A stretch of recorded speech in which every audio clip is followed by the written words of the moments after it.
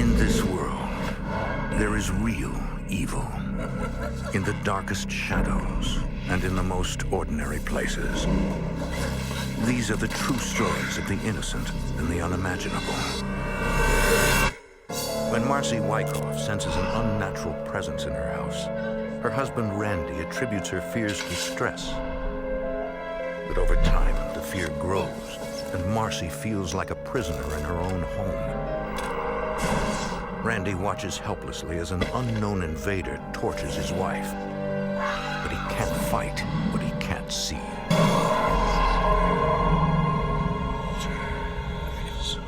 Between the world we see and the things we fear, there are doors. When they are opened, nightmares become reality.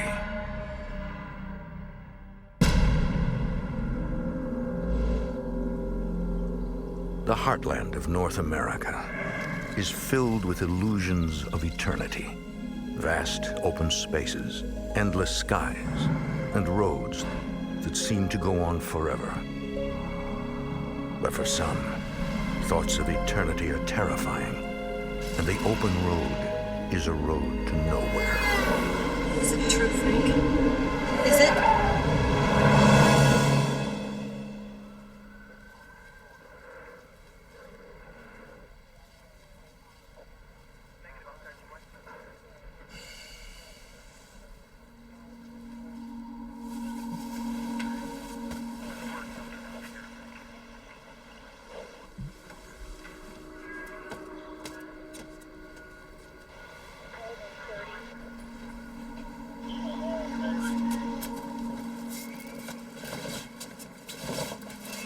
Something's wrong. I'll be right back.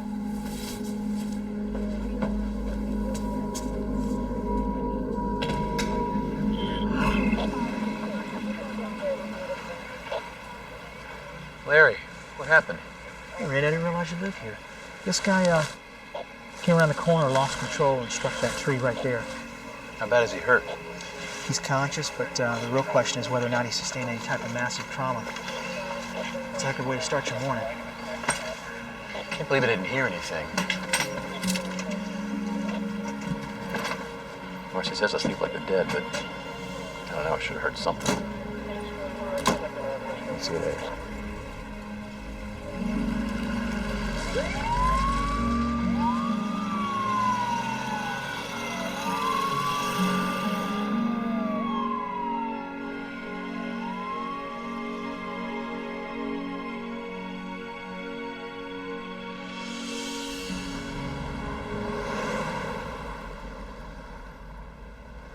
Ma'am, I need you to calm down. Can you give me that address?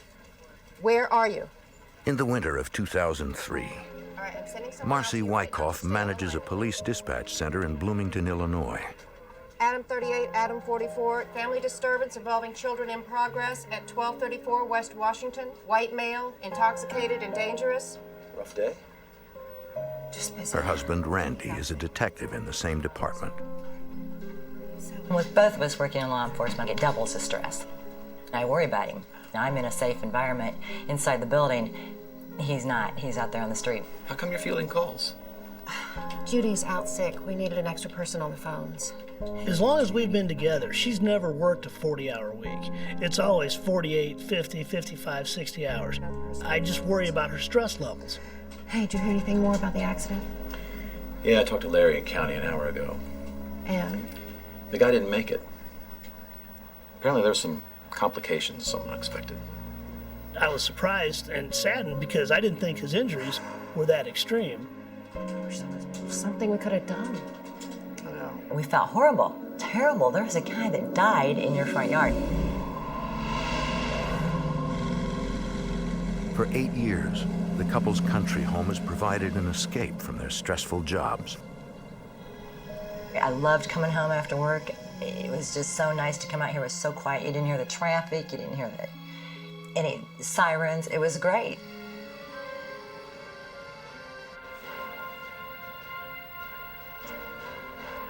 But there is one sound the couple misses, the laughter of their son Clint.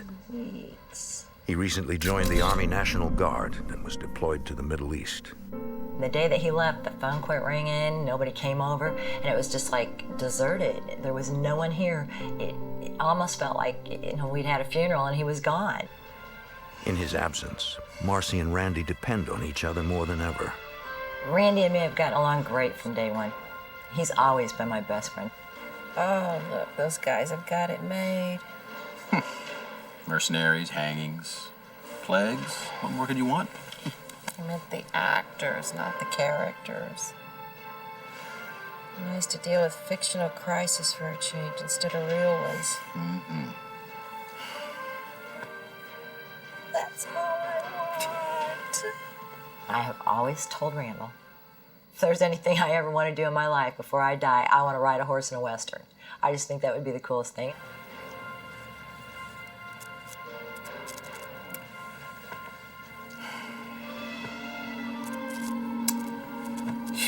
Stupid thing, it's an old house. Let me go check that.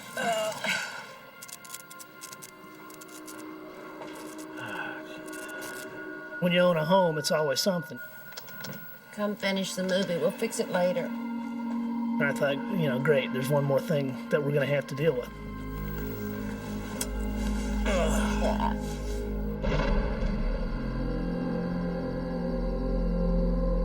During the week, Randy frequently works the graveyard shift.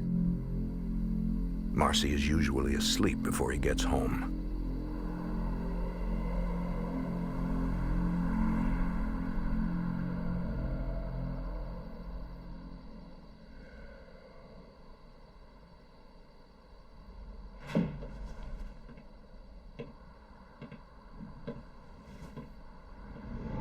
Randy, is that you?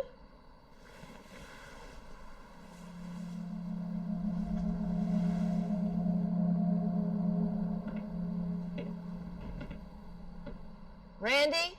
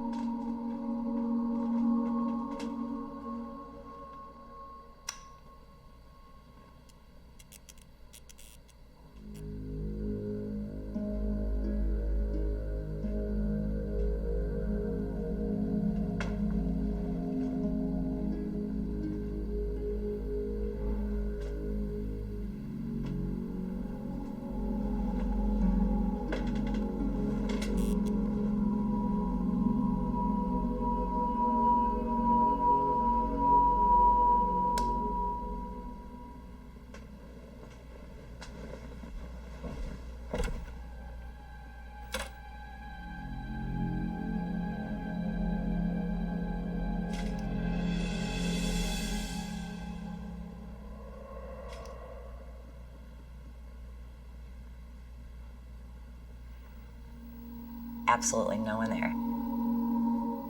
I kind of just let it go. All right, this is my imagination. I am a level-headed person. I think things through. I don't make snap, knee-jerk decisions, and that comes from the line of work that I'm in.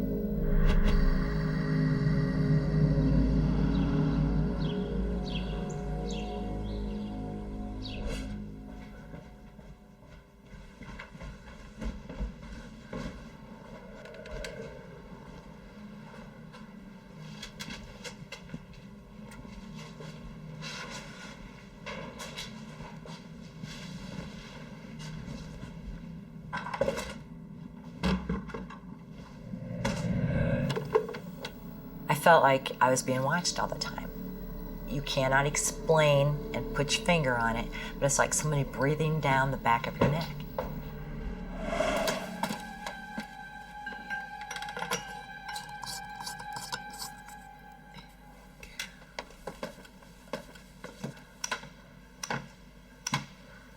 That was easy.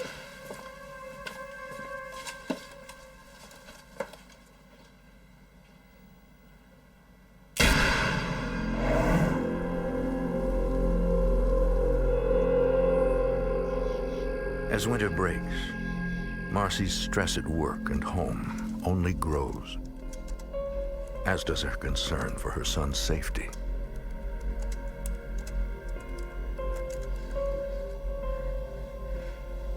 It's been almost 3 weeks.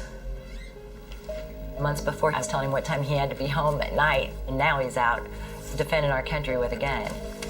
You know he'll call the right when he can. Here, should cheer you up. Start shooting in a few weeks. It's only 20 minutes from here.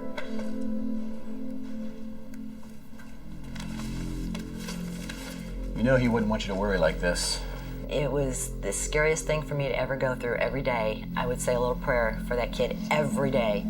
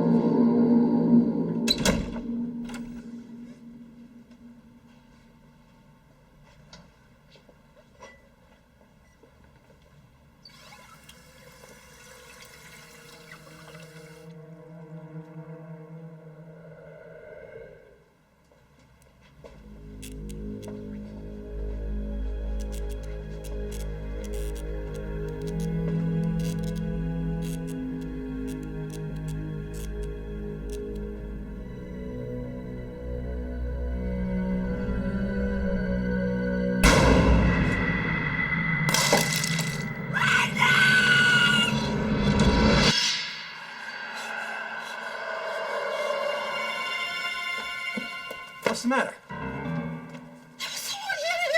Where? Where are you going? Get my gun. Stay inside. I mean, he was there, and he was gone, just like that.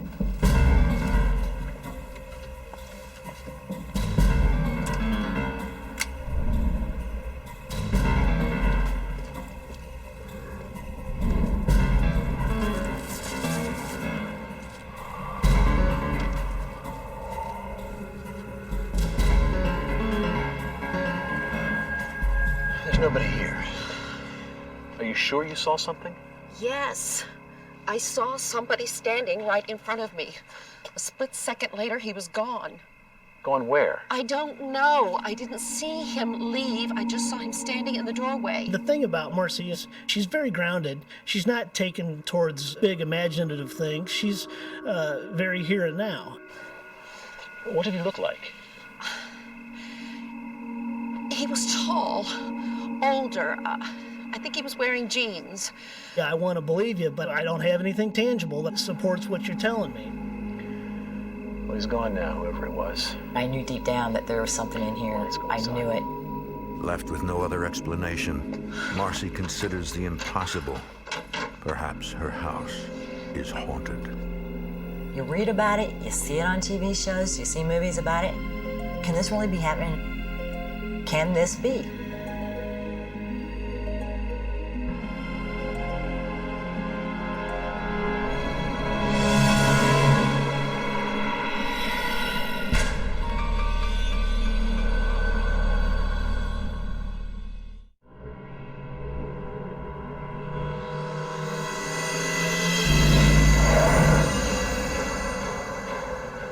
In the spring of 2003, Randy gets promoted to sergeant and starts working even longer hours than before. Marcy is nervous about being home alone. I'd stay at work. I'd stay sometimes 8, 9 o'clock at night. That was not uncommon. That way I figure, okay, I go home, I'm only gonna be home by myself for a couple of hours. Working late? Just finishing up. Have you heard from Clint? He was in Kuwait 2 weeks ago, but we haven't heard from him in a while. Marcy knows that her co-worker's family once lived in her house, but she's afraid to ask if they ever experienced anything supernatural there. You all right? You seem tired. Yeah, I've just got a lot of things on my mind lately. Okay, well, see you tomorrow. It's just not in the course of normal everyday conversation do you say, hey, guess what? I think I got a ghost hanging around my house. Nobody believes that.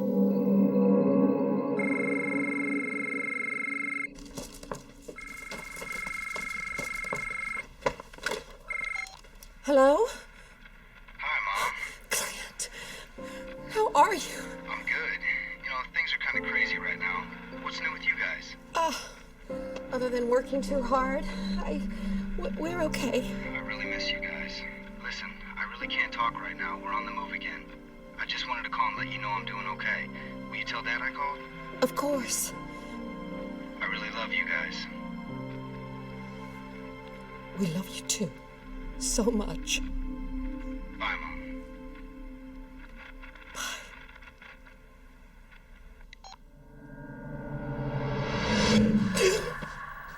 All at once, I feel this air down the back of my neck.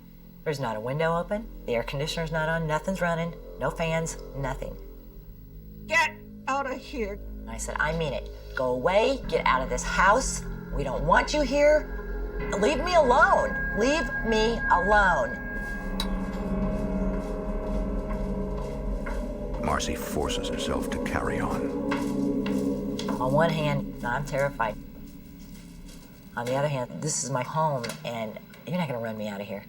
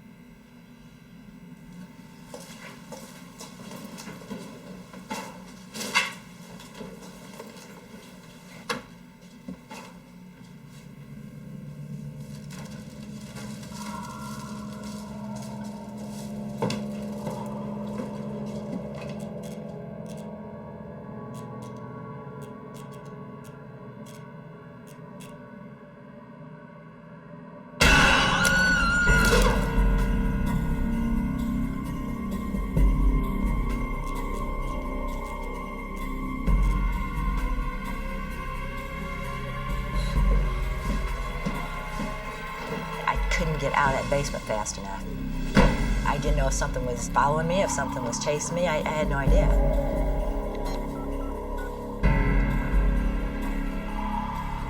Randy, something is in this house. Something touched me. Who touched you? I don't know. There's nobody here. I don't know what you tell your wife when she thinks there's an unknown presence in your house. I don't know what the correct response for that is. Marcy, are you all right? Marcy? Marcy? Best I could do is be home in 15 minutes, and I wouldn't be able to do anything once I got home. So it's just another level of frustration. Marcy, are you all right? I'm fine. Just get home as soon as you can, okay? Okay. I was scared. Is somebody watching everything that I'm doing? You can't even explain to someone how horrible that feeling is.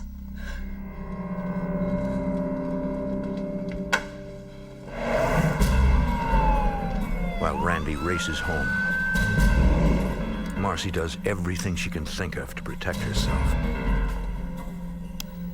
I'm not going in that basement again. That's out of the question. But now what do? How do you fight something you can't see? If something's gonna come through the door, I'm at least gonna hear it.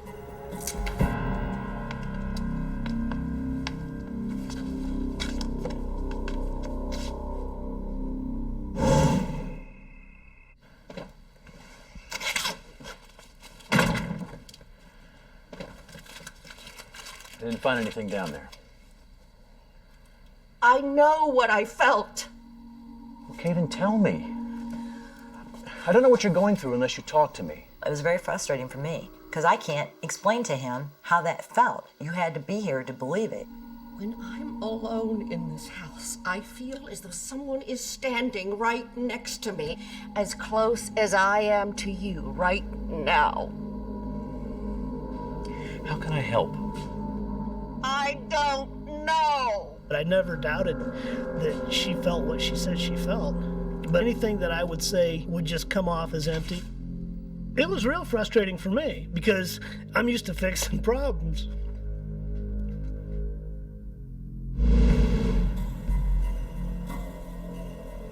Desperate to understand what's going on, Marcy must take a risk.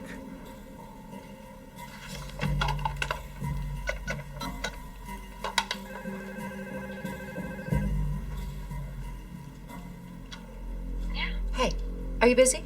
No. Can you come in?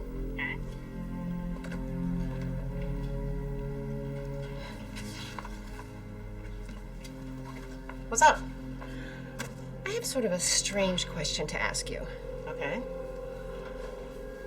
Did anything weird ever happen to you in that house where you grew up? Like what? Lights turning on and off for no reason, or strange sounds you can't explain? What are you, nuts? You never experienced anything out of the ordinary? No, I lived there my entire life. Nothing like that's ever happened. Forget it. It's probably just electrical wiring or something. Sorry to bother you. And you talk to people about it, it's kind of like when you tell a joke or something and somebody looks at you and you get to the punchline and it's not funny to them. I felt like there's absolutely nobody else that's ever been through this. Nobody knows how I feel. And I didn't know what to do. The only time Marcy feels safe is when she's not alone.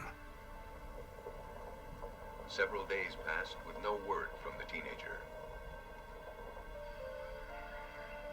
Police, friends, and neighbors organized a search of the area surrounding Micah's home, desperate for a lead. Police left a robot nearby.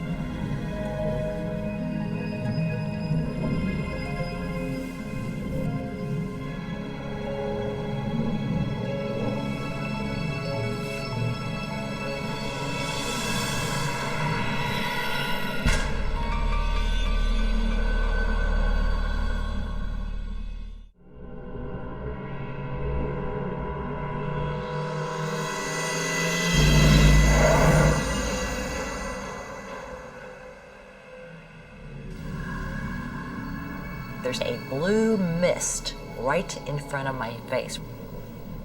I am awake. I can see the TV in the background. What is this mist?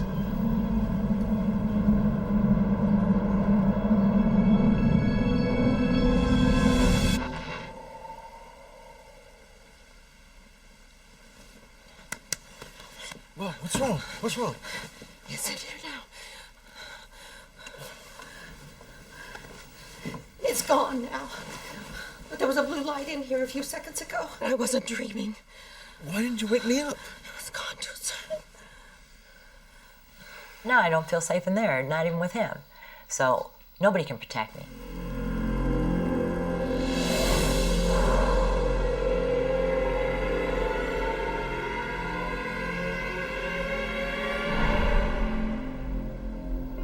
You start questioning yourself day in and day out. You can drive yourself over the edge. I was just a basket case all the time. I wanted somebody to tell me it's okay. It's all right. I wasn't looking for a support group. I just wanted to know this happened to someone else.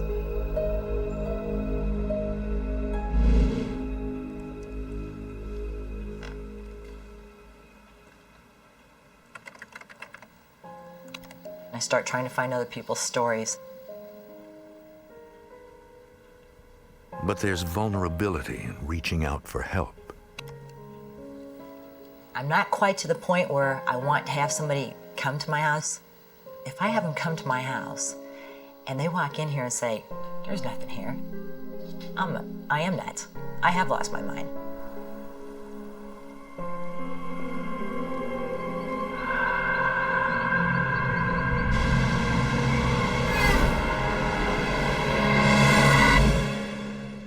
You were nothing without me.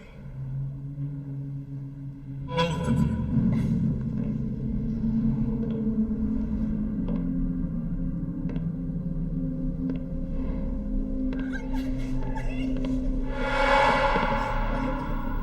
I see the guy in the white t-shirt again, standing with 2 girls this time. He is just staring at me like, you can't touch me. You know, I'm here.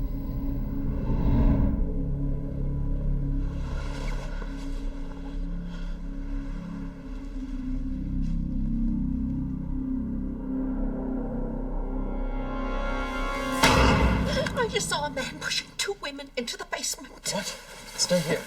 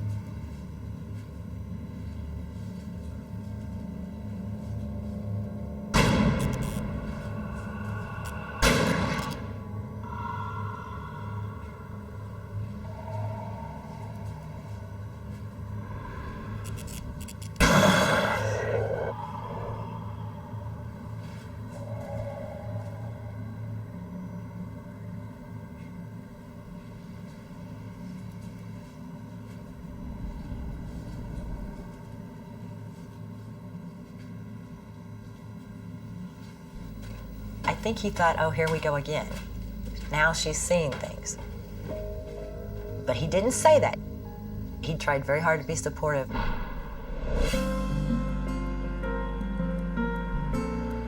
Randy knows it's important that Marcy get out of the house so she doesn't dwell on her growing fear. I was concerned that if this progression continued, that it could cause her some actual tangible health problems. See that camera over there? It's gotta be. And all these cars, we gotta get rid of these cars. Excuse me.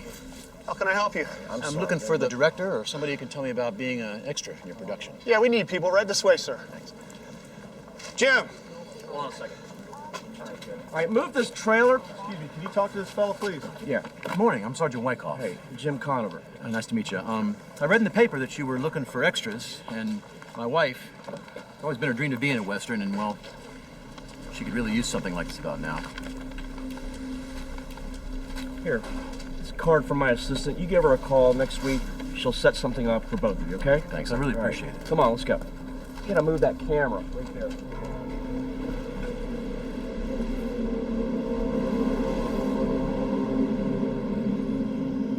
One night, while Marcy's at work,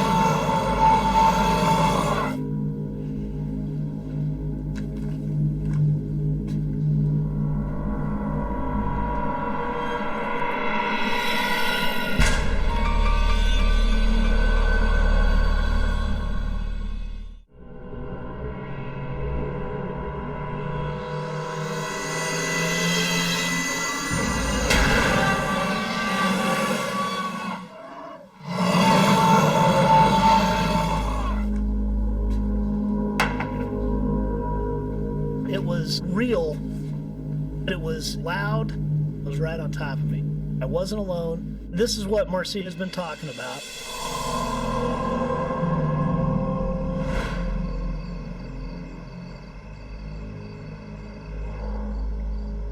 I know what you mean now. I could tell something was there, even though I couldn't see it. Now we're on the same page. Now he understands. Now he's gonna help me. You think it has anything to do with that guy who was killed in the motorcycle accident? I mean, maybe it's him you've been seeing. But what about the two women in the basement? Who are they? The whole thing really was crazy. We were trying to put a name and a face to it, and we don't have a clue. Maybe we should think about moving. We always talked about going out west. We talked about retiring out west. I'm not ready for that. I don't think you are either. Well, what do you want me to do? Should I invite somebody to the house? Like who? I don't know. Marcy and Randy get out of the house as often as possible. They volunteer as extras in the filming of a local movie. You must be the new extras. That's right. And it gave me something to do so I wasn't just worried about what was going to happen next. And you're both with the police department. Yes, that's right. Yeah, I used to be a private investigator for 14 years. How'd you get involved in this? I didn't. My brother did. He's the director. I'm just helping him out while he's filming. So what do you do now? I'm a full-time paranormal investigator. Are you serious? 16 years.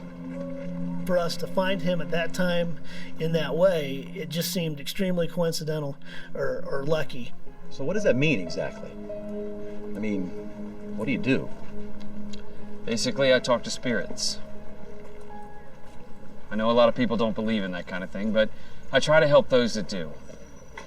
Rob Conover has intervened in hundreds of hauntings since discovering his clairvoyant abilities. Do you have a few minutes? Yeah. I refer to myself as a reluctant astronaut because I didn't want it, but I got it.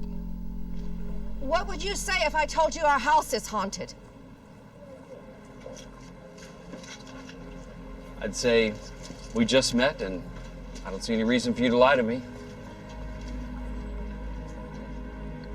I keep seeing a man in my house. Yeah, I sensed a heaviness about you. And he goes, you definitely have got some issues going on in your house. You definitely have got some problems there. Which floored me. And how does he know this? When I see him, he's standing there looking at me, staring at me. Most people see spirits as they fade away, and I knew then that this was going to get worse because it's obvious he's there to scare her, which means the more he gets away with it, the more he's going to do. The most important thing to do is to control your fear. When a spirit comes into a house, it will play on one person. The fear of that person gives it energy. I always tell people that if they're scared, to pull out their Bible and recite the 23rd Psalm. Your brother's asking for you. Here's my card. Give me a call if you need help. I don't push myself on people. When they call me, it's because they're ready. They're ready for me to be there.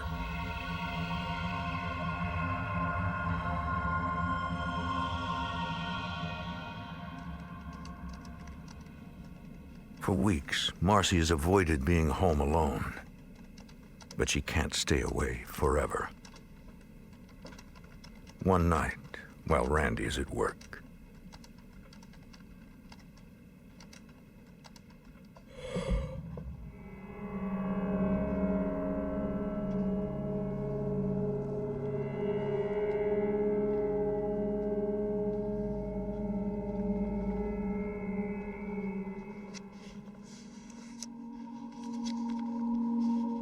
The Lord is my shepherd, I shall not want.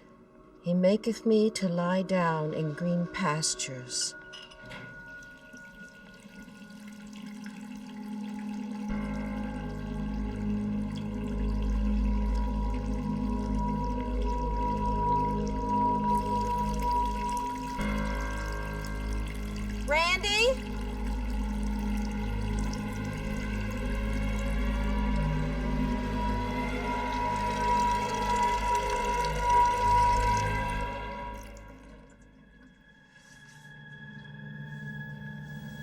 I said, that is it. I am done. I'm through with you. You're leaving. Rob, this is Marcy Wyckoff.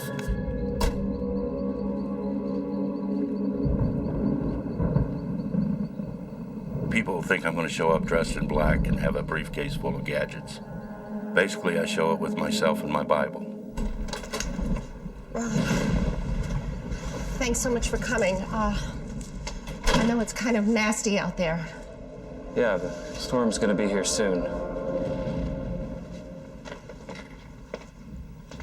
But there's no preparation. I don't know how the Spirit's going to react to me. And I go in and I deal with it the way I did all my life. One-on-one, face-to-face, and not backing down.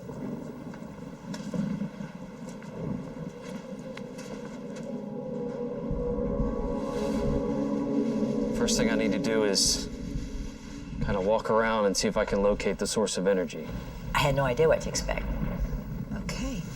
I thought he'll come through the house, say a couple things, and that'll be the end of it. That's not quite what happened.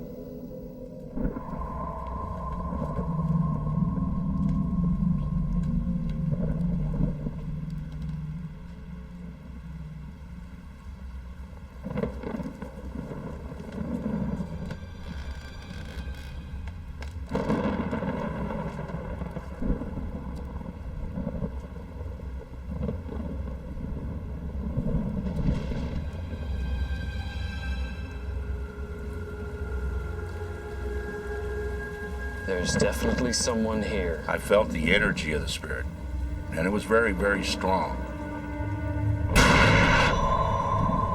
He's hiding from me.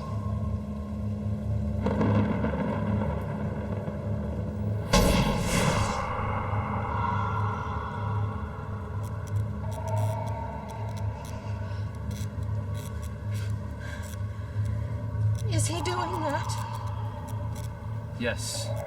When we pass away, we maintain energy and electricity, and that electricity is what allows a spirit to get into light fixtures.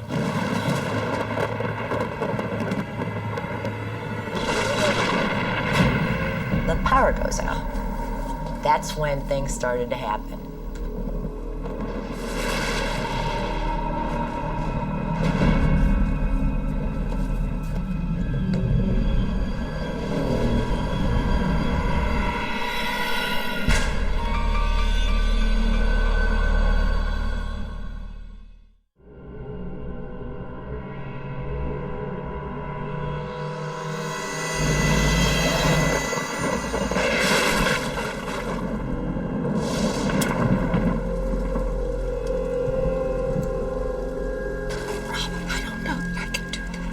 Marcy, you need to be strong.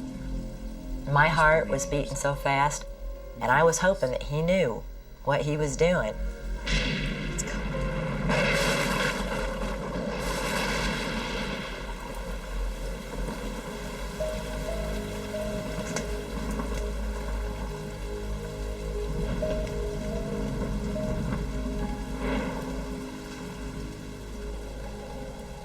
There's definitely someone here.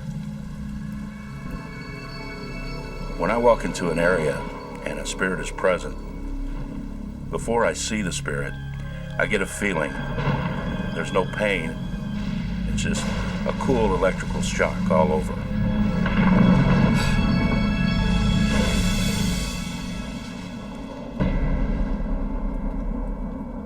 What are you doing here? Who are you?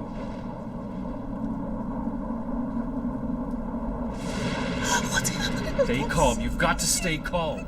But I could see the blue and the light, and I could see the outline of the figure. I was scared to death. He's here. Is it true, Frank? Is it? He's not alone. Get back to the car, now! I see spirits as they were when they passed away. Are you okay? I've seen people that were shot, stabbed, people that were in bad car wrecks. He's keeping them here. What? 2 women. He's keeping them here. They obeyed everything that he told them. You stand here, you keep your head down. At one point, he actually told them, do not listen to what this man is saying. Where are they? Who are you? Talk to me. What the hell was that? There's no logical explanation. He's just trying to scare us. I wasn't afraid. That put him on the defensive even more.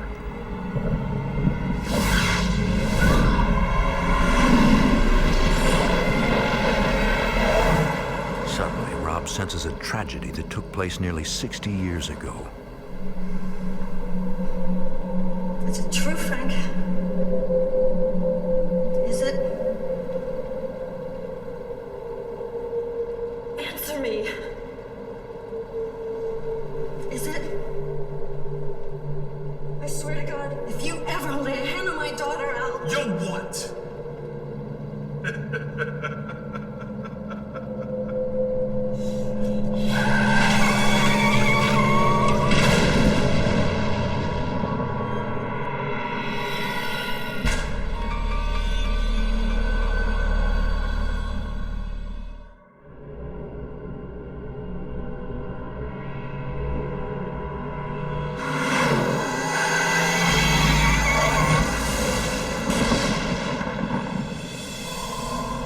They don't belong here.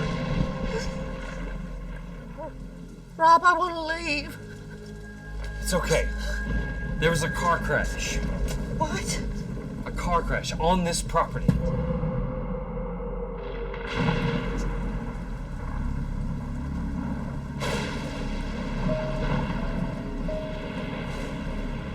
It was a motorcycle accident on the front lawn a few months ago. This was decades ago, before there were houses here. A man and 2 women were inside. They died on this land.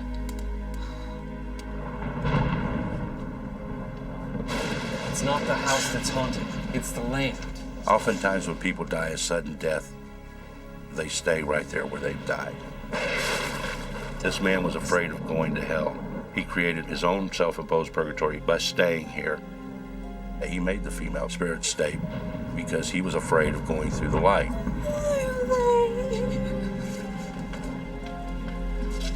Because of you. Your fear, your vulnerability in times of stress feeds him, makes him feel alive. Even in death, the male spirit has an unrelenting need to dominate. The reason the male spirit was attracted to Marcy and scaring her so bad is because there was a lot of time there that she was alone. And the fact that she reacted in a very fearful manner appealed to him.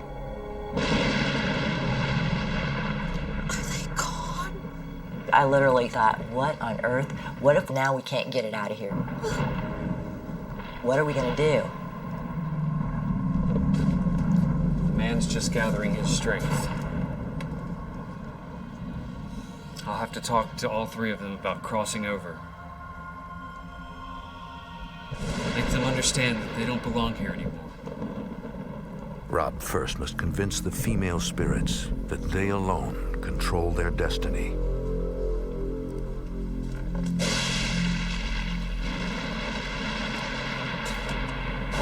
I'm here to help you. I know that you're afraid, but you are not alone. He may have had power over you in life, but he has no power over you in death. He can't hold you here any longer. He can't hold you here any longer.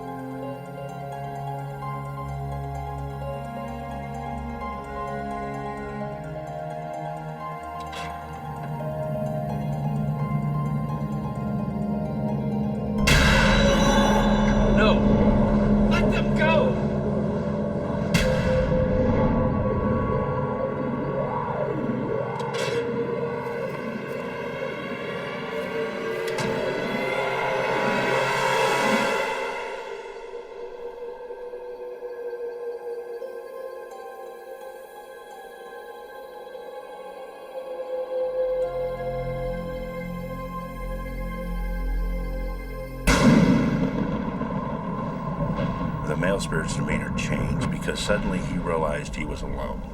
You need to go too! I want my house back! She's not afraid of you anymore. He began to ask me questions. Will I be punished? Will it be painful? And I told him, I don't know. But it's up to you to face your judgment like we all will have to. I know that you're afraid of being judged for the things that you've done in life.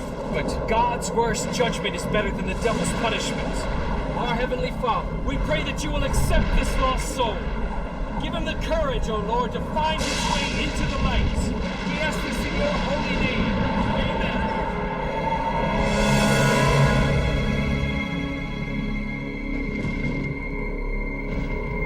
I have helped 3 spirits go where they belong. 2 where they should have been all along. And 1 who may be facing a judgment right now. I don't know what's on the other side of that light, but I know he's where he's supposed to be. And as soon as he goes through the light, our power pops back on.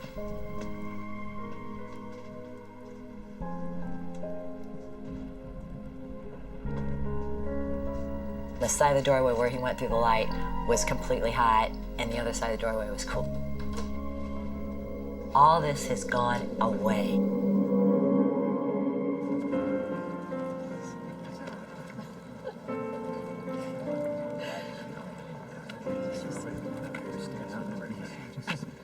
Rob, I want you to meet my son, Clint. Nice to finally meet you. I know your parents are glad to have you home. It's good to be home, sir. Your mother's quite the brave woman. But now you've got to face the camera. Your scene's coming up. Thank you, Rob. I don't profess or even have an interest in the paranormal, but if somebody asks me, I can look them in the eye and say, yeah, we had a problem and we dealt with it. Now I know there's nothing wrong with me. I'm okay. If I can say one thing about this whole experience, it's trust your inner self, trust your own judgment. An experience like this, no one else understands unless you've been there. It's something we lived through, and I'm glad it is over. The Wyckoffs continue to live in their house in Bloomington, but there have been no more supernatural occurrences. They are still investigating the deaths of the 3 strangers on their property.